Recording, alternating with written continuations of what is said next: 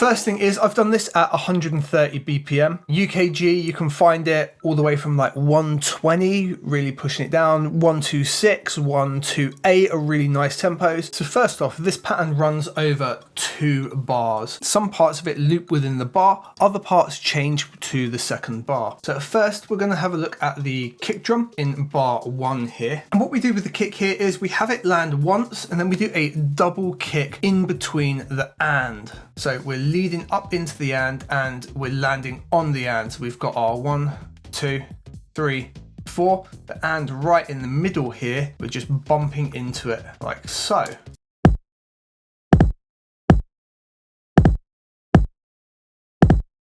Now with the second part of the pattern, we have a double kick. So on the 1, on the and then we've got that same double kick happening. And over the 2 bars, this gives us a bit of a push-pull rhythm.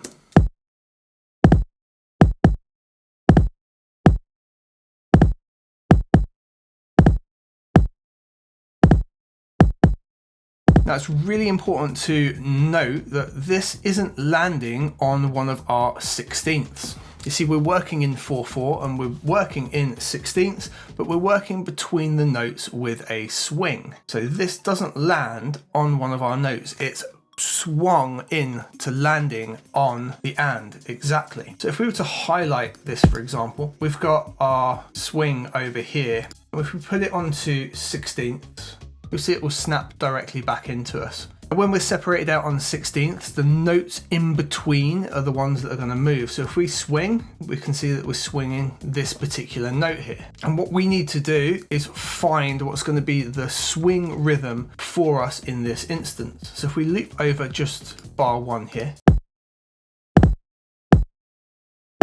it's a little bit too fast. What we do, we dial it back until we find the right kind of area.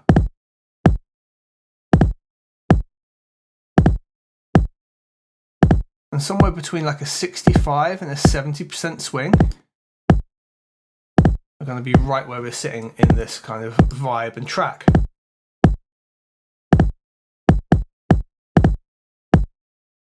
Now to really give a push-pull, you can give a different value to each of the bars. For example, we could pull this back to say 60.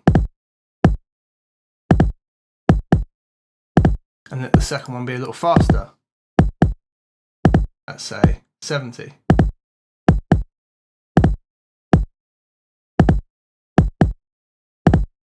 In the demo project here, however, I've kept everything the same.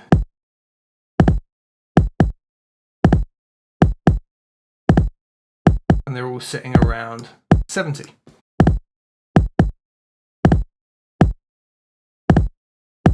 But hopefully you can really hear there the difference that makes. If we pull the swing all the way back, so we're just landing on the grid, it feels super rigid. We push that way back up to 70. We get that fast push-pull kind of feel.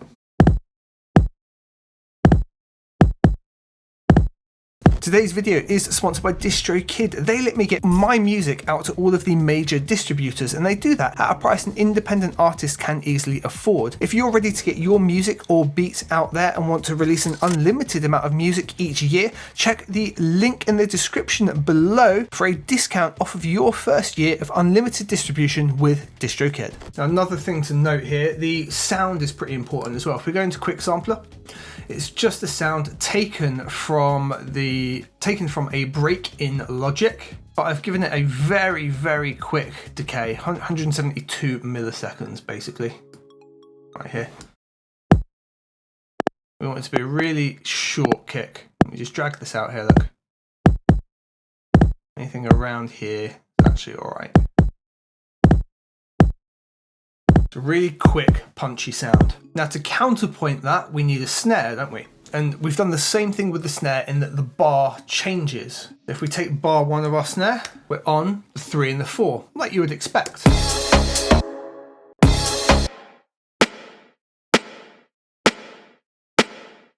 However, when we take bar 2, we've got a nice snare roll in there. And again, we're utilizing that swing, but instead this time of going into the and, we're going into, instead of this time swinging to the and, we're swinging into the 3. So again, we get the push-pull.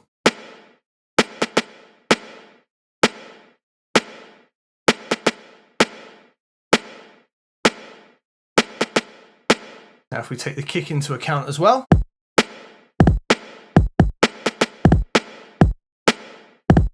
we're getting there, right? Now something with the snare that's really important is velocity in this instance. Velocity is what gives it a lot of feel. That and the reverb. Notice the kick's dry, the snare's got loads of reverb on it. Now if we have a quick look at the velocity on the snare, when we're not on the 2 and the 4, really low velocity for that roll. That's what gives the feel to it. Whereas the kicks, consistently loud. To add more feeling and variation to this snare over time, we have a second snare layer, and that looks like this.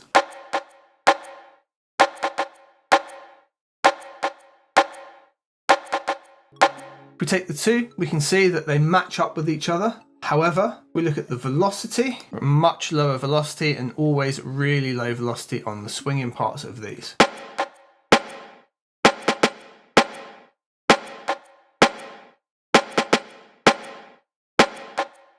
And we've got an extra little bit of rhythm in here, much like we had going into the and on the second one, but a really low level percussion. We'll bring the kick in.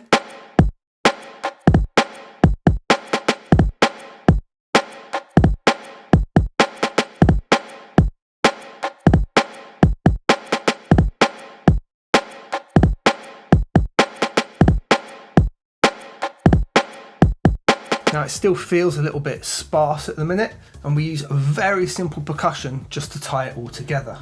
Here is our percussion on the and, really swung into the 4 this time, on the and again, just to fill in the gaps of everything else, but to also give a little bit of that push-pull with the swing.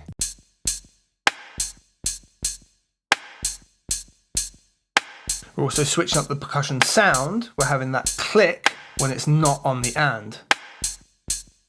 By using this pattern, we get the 3 rapid hits as we move over the bar, which gives us a little push up or a little feel like the tempo's increased as the bar changes, but it leaves us all the space for the snare roll up here. Or it leaves us all the space up here for like the flammed out snare. So let's bring in the snares.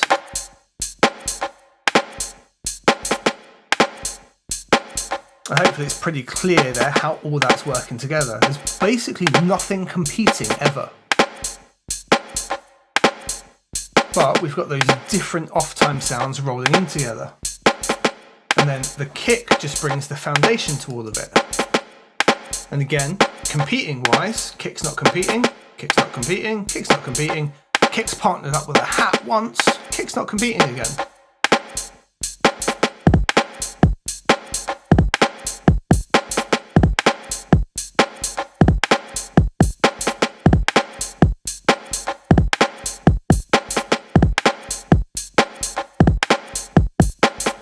Now once I've created and got that groove that I like, what I like to do is add this one extra element here. Here we are. What is that, you ask? Well, I've cut different parts of a break in together over the same pattern that I've created and then just bounced it out as audio to give us the live feeling sound. And then I've given that its own separate space and room. We have a little look at the mix of the sounds here. The break that's soloed has its own aux room here, and this is what we're getting. We've then got a separate room for the harder drums that I put in, which are like this. So we're getting all that room sound and vibe of the lively kit with the sounds that we've kind of guided into the space and built the rhythm with. And that gives us that big wide break vibe right there. And when we let everything go free, so we've got our dry drums like this. We've got our reverb for our snares. We've got our reverb for our lively sounds. Now there is one other element to the drums that I've put in here, and it's a very simple drum roll here. Again, utilising that same swing just to help bring us into the whole track, like this.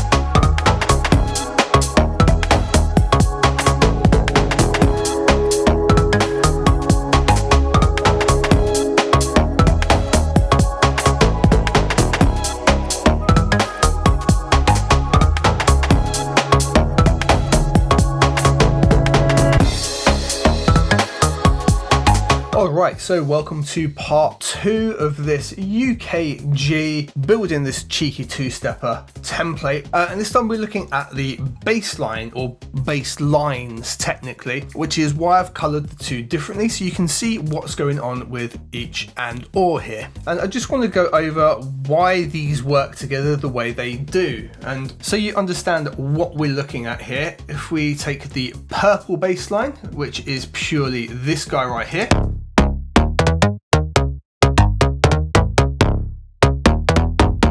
and the wobbler, which is this here.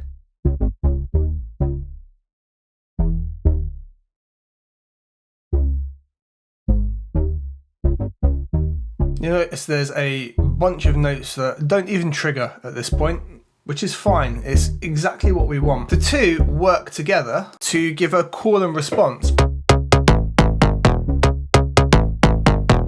So I want to highlight how we have used sort of the call and response, that classic one sound responds with another one, but we've done it in really quick, plucky format here. So for example, we have this note that triggers right on the bar, and then we've got these notes swung in with the same kind of feel that we've got with the rest of the drums as well. So we end up with that whom and then da da da da da response.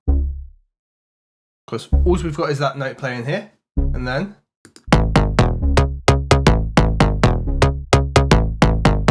but across each bar, we have a different kind of play going on.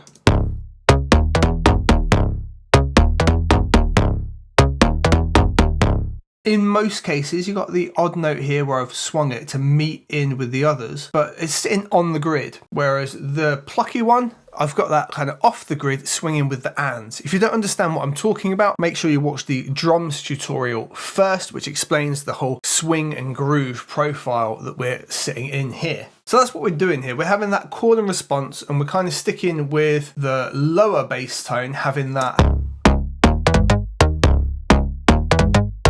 kind of getting the first word and then being spoken back to by the pluckier bass, then the pluckier bass taking over, then response back from the lower bass, which actually starts further back, and then a proper back and forth on bar 4.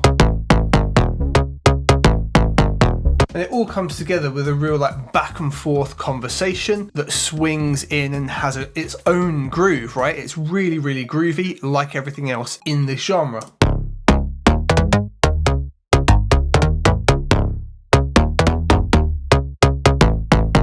Today's video is sponsored by DistroKid. They let me get my music out to all of the major distributors, and they do that at a price an independent artist can easily afford. If you're ready to get your music or beats out there and want to release an unlimited amount of music each year, check the link in the description below for a discount off of your first year of unlimited distribution with DistroKid. What we're trying to do here is basically build out a conversation between the two sounds, but not have it so they're so vastly different that they're clearly not bass tones. And like I mentioned with the groove, we've got this swung to about 70 on the 16ths in terms of the 130 BPM, so that when we bring our drums into play as well, we've got everything sitting in the groove with it.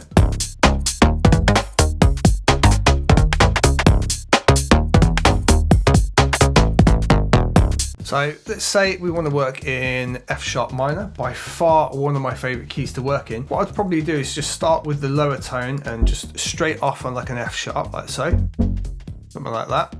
And then have a response with the slightly higher pitched up bass, where we could do something like maybe like a double C sharp, drop it down to B2 there, pause up into like D3, maybe one note back off here on the C3.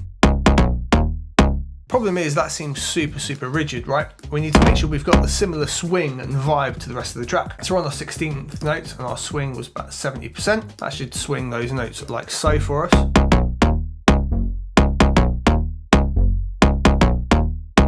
Then maybe on the wobbler, we could have a little something that just helps it bring into the next note. So maybe on the and here, just have 1-1. And then as we go into the next bar, we want another call and response. So perhaps we even like start this on a lower note.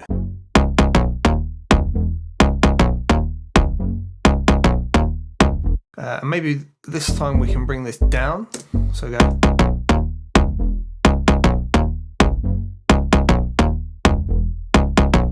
But we definitely want a different response in this case. So maybe we bring that forward and so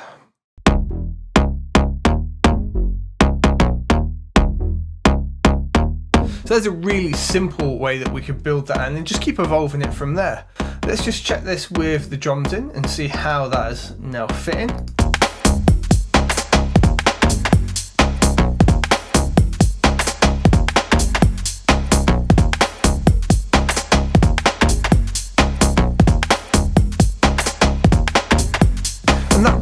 Like where you would start out from, you'd get that basic vibe and then just keep adjusting it and tweaking it until eventually you end up with something a lot more complex. And like I said, a lot of these red notes here, because of the way they overlap and the way the synth is programmed, most of the notes don't even play, so they're mostly highlighting. But you can see but by me leaving these in, you can see how I've experimented with what we were doing and what it's come out to be in the end. So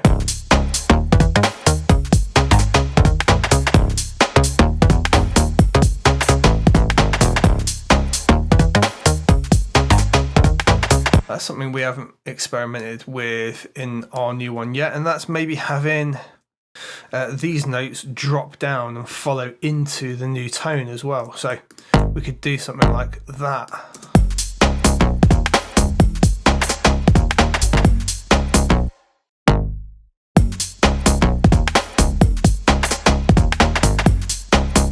It's kind of cool. What I've also done is I've got some reinforced ones that go really low in my particular melody. So we've dropped them down like a whole octave, like so. So we can actually bump this up a whole octave. You can just do that with Shift Command Option. And you've got a big old space between them.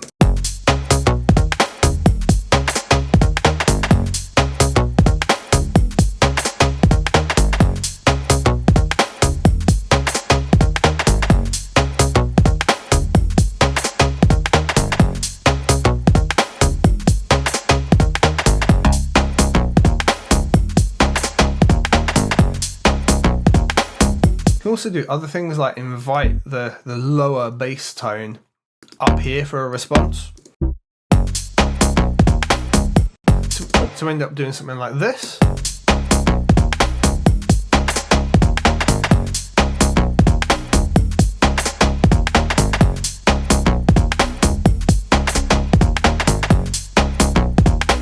That's kind of nice there. Yeah, into that swung note.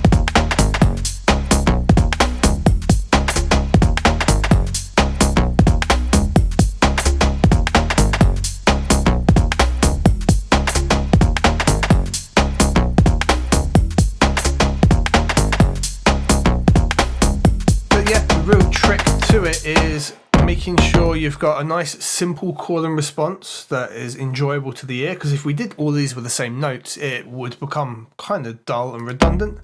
And making use of that swing, like having these in between the notes, that note there makes that call and response work. This note here makes the call and response work.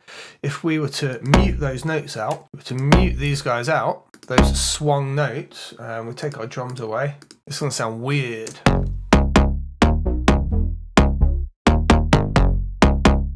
If we get our swung notes back in,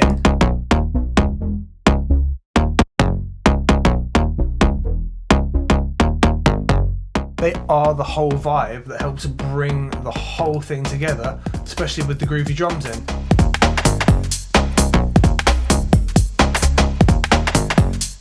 Okay, so welcome to part 3 of looking at this UKG tune. And what we're going to do in this video is we're going to look at everything else that accompanies and helps enhance the last 2 sections, which was all of the drums and all of the bass. So for context, our drums patch is currently sounding like this. So all our drums together is this mix here.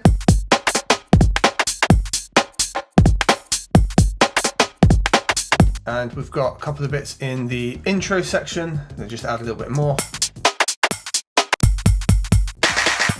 And that's it for the drums. And then our bass consists of these 2 sounds on top.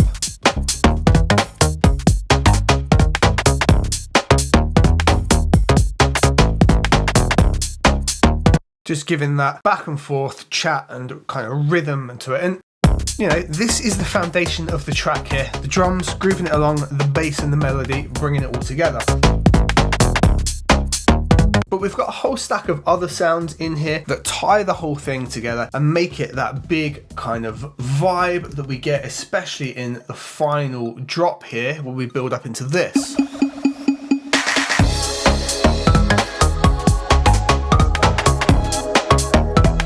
Everything's just enhancing those key factors. So let's have a look at what we've used and how we have done exactly that. I think the very first thing that we can address here are the bells, and they are a melody that sits on top of the bass line, but they only sit on top of this part of the bass line, the very punchy do do do do, and they do this.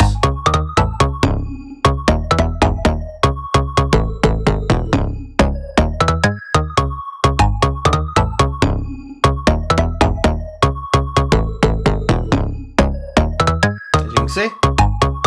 Almost a carbon copy. Apart from on the bass line, they've got a couple of little notes that step into one another.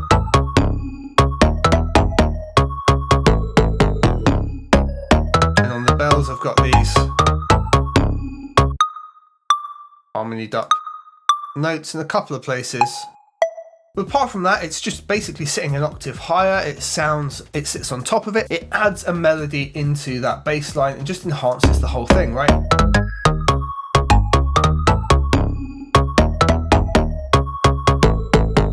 But we use it for a couple of other tools as well. Because it hasn't got all of the bass tonality and it's that higher up element, I can use it in the intro to create this build up.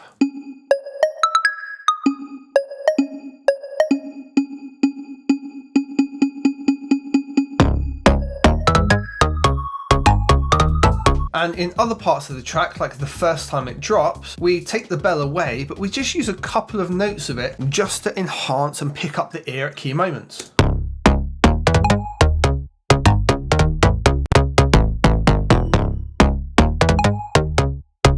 And in context of the track, it works really quite nicely, just to have that little bit of extra high frequency there, just to pick the ear up for a second. Oh, what was that? What was that? And it was the sound that we had fundamentally at the start, starting to come back in.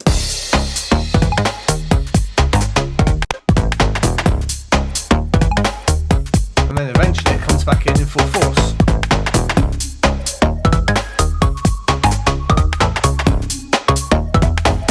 Now when the bells aren't in there, I've got all that extra high end that I can put some extra bits in and fill the space with. And you can see the 2 things I've used here are the blipper, is a little thing that we made just here, and it's using that same melody again, but it is just a little. And what that really does, it just enhances the transient of the bass here.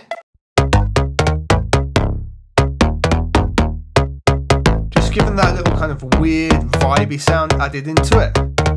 You don't even really notice it in the context of the whole track.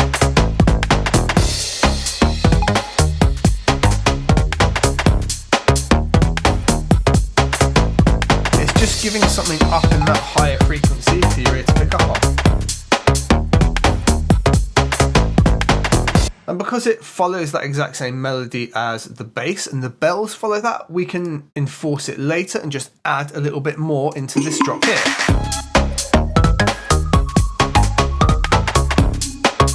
And because it uses the same melody as the bass and the bells, on that last drop I've used it to reinforce everything and really open up the top end.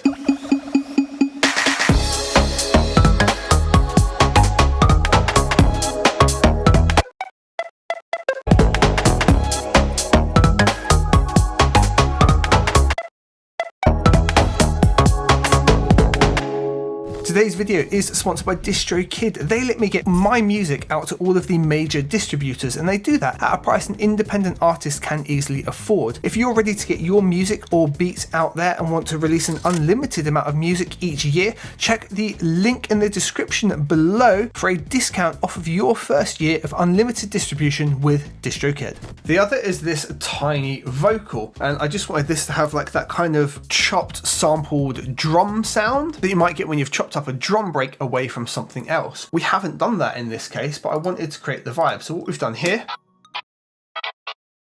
is I took some soul samples, gated them and compressed them against the drums, and it created this for us, which sits in between the drum track.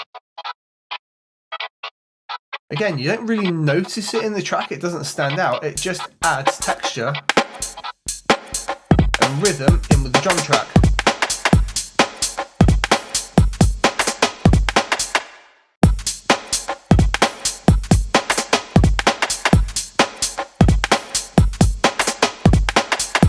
However, when the bells are in this case, it's kind of sitting up in a similar frequency space. And like I did with the blipper here in the final section, I use it to reinforce the top end here when even the bells come in. And because it's cutting with the drums, it just kind of adds to the swing and vibe of that.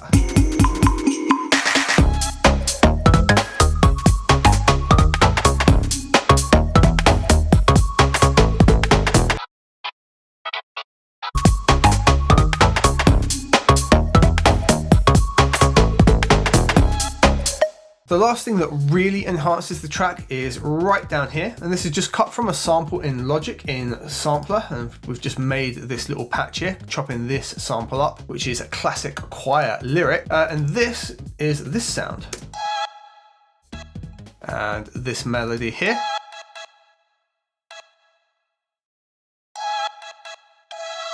And the idea of this is just to sit again above that bells melody when it's in this section just here,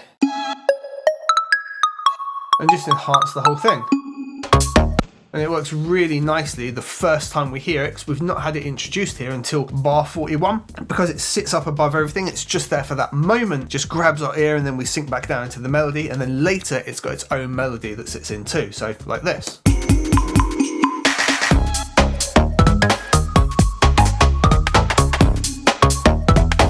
Oh, it's important to note that chop there is synced up with the tiny vocal here. And then later, when we've transitioned here,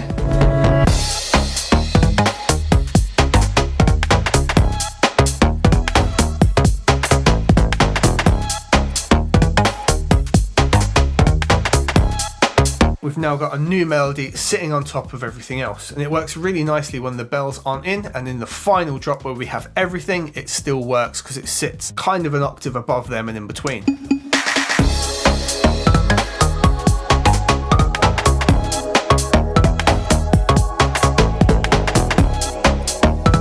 Now the other thing, right at the start, we use this reversed fake choir sample. It's not what you're hearing though. What you're actually hearing is this resampled through Space Designer. So this actually turns into this.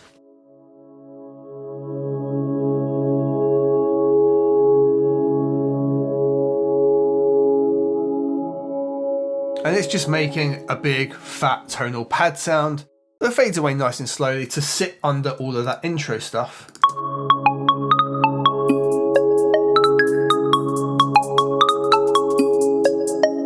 However, later I flip the sample back round the other way so it starts and then fades off, and we use that as a pad to sit under the rest of the track. And again, we've taken the bells out here so it gives us plenty of space to do that.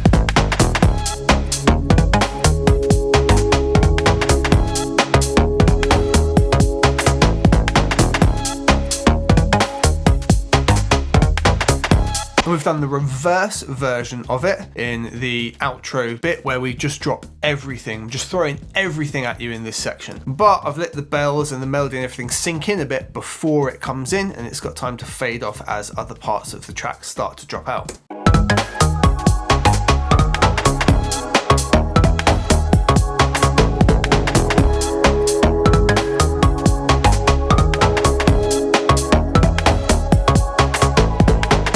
As well, in this last section, the only time we hear this, I've got the ethereal vocal pad tone running through Space Designer again as well to give it just some eerie space. And that's just this. And again, that just sits in, filling the space, and it also allows us to transition off into that as everything else fades away.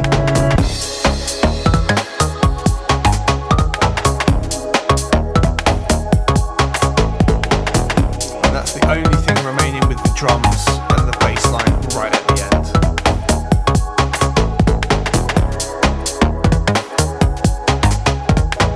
And the one final thing in the breakdown here, I introduced these Fox strings, and they're gated to the bells up here. I don't know if we can hear it.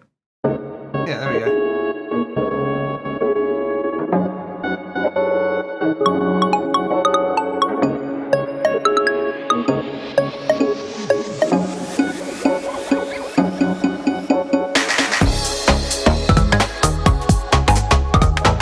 Lastly, we've got an accompaniment of various risers and bits that we put together as well. As you can see here, they're named very intelligently, riser 1.1 and 2.1 and whatnot. And I think I made them just with the riser synth, and they're not particularly complex.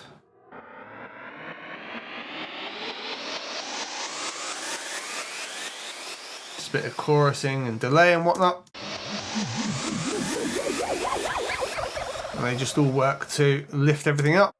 And then garage crash here, just literally some crashes to help give us that big splash as it drops in. Another reversed sound for a rise here. And in this case, we've got a central crash as well. And that is it. All those sounds come together.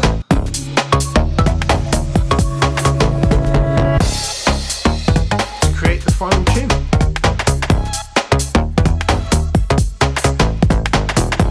So let's check out this section if it was just the drums and the two bass tones, which is what everything's built around. And let's just add everything in and see how it enhances it.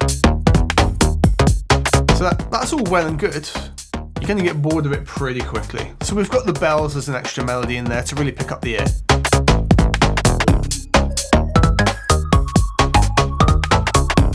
Cool, absolute vibe. Blipper, just to fill in that transient space.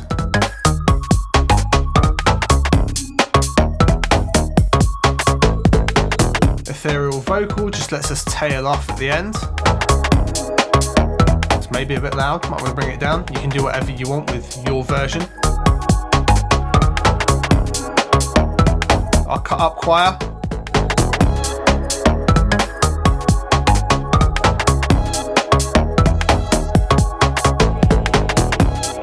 Everything's just working to enhance. Our crashes when it starts in, our pads.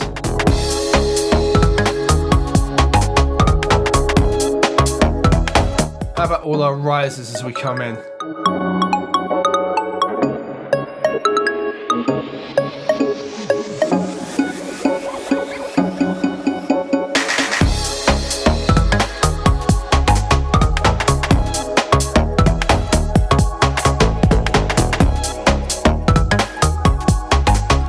Right guys, that's everything that breaks down this entire track. If you want to download the project, it is linked below for you to do whatever you want with. Experiment, learn from, make into your own thing. Look forward to seeing you in future videos. Thank you very much for watching.